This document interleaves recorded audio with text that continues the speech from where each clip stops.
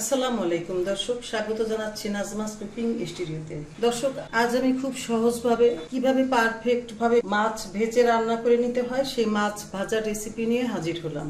তার জন্য এখানে আমি 6 পিস মাছ নিয়ে নিয়েছি। এই যে 6 পিস মাছ আর একটা লেজ।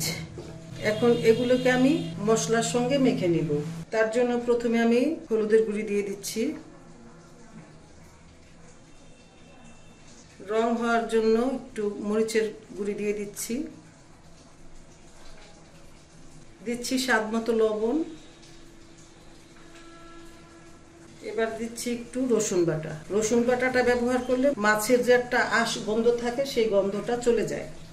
এবার এগুলোকে হাত দিয়ে খুব ভালোভাবে মেখে নেব।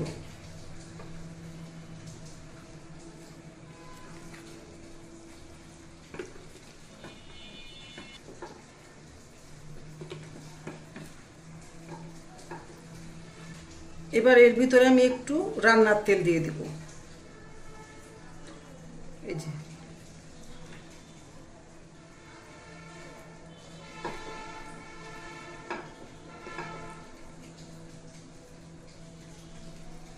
মাছগুলোকে আমি খুব ভালোভাবে ধুয়ে নিচ্ছি। তার আগে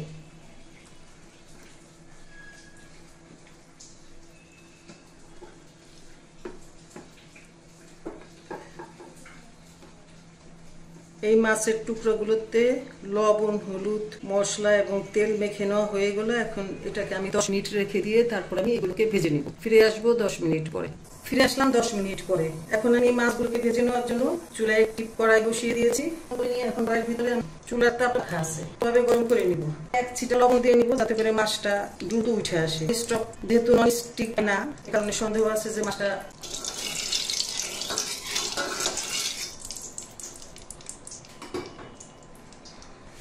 মাছগুলোকে 10 মিনিট সময় মেরে নিব।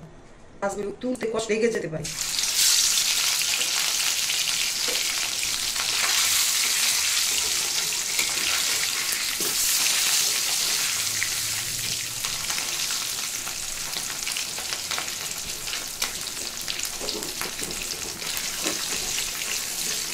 মাছটা যায় তাই আমি এই ব্যবস্থাটা করতেছি। সরকে দিতে চেষ্টা করতেছি যাতে করে নিচে মাছ কামড়ে না ধরে।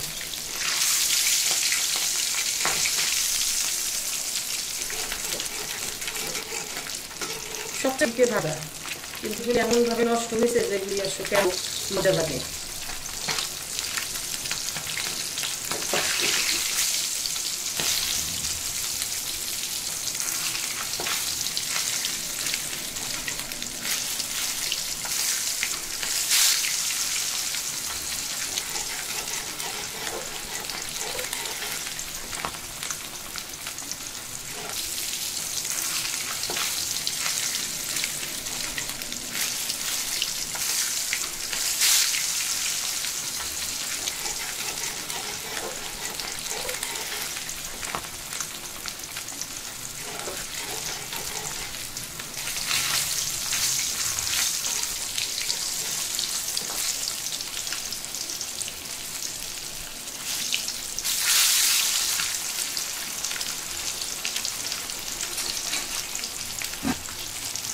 এই যে এভাবে করে আমি সবগুলো নেব।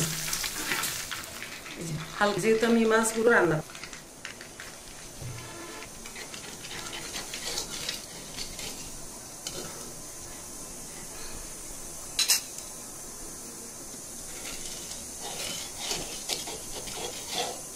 এভাবে করে প্যানের নিচে যে লাগা থাকে লেগে যাওয়া মাছগুলো এভাবে তুলে নিতে হবে। এভাবে তুলে নিয়ে আমি আবার মাছ দিব। আরেক পিস মাছ দিয়ে দিচ্ছি।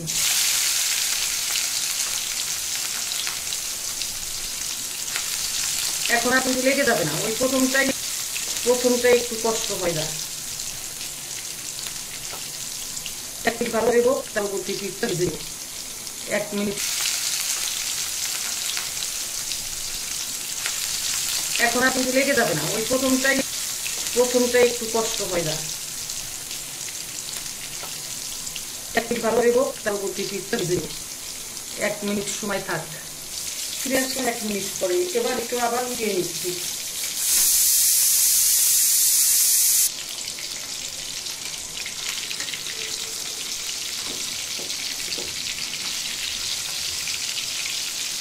দর্শক, আমার আজকের এই মাছ ভাজা রেসিপিটি যদি আপনার ভালো লাগে তাহলে ভিডিওতে একটি লাইক দিয়ে কমেন্ট সেকশনে কমেন্ট করার জন্য অনুরোধ রইল। আর ভিডিওটি শেয়ার করার জন্য অনুরোধ রইল আপনার ফ্রেন্ডস অ্যান্ড ফ্যামিলির মাঝে। এত সময় আমার পাশে থাকার জন্য আপনাকে অসংখ্য অসংখ্য ধন্যবাদ। আপনারা ভালো থাকুন, সুস্থ থাকুন, নিরাপদে থাকুন। এ কামনে আল্লাহ হাফেজ।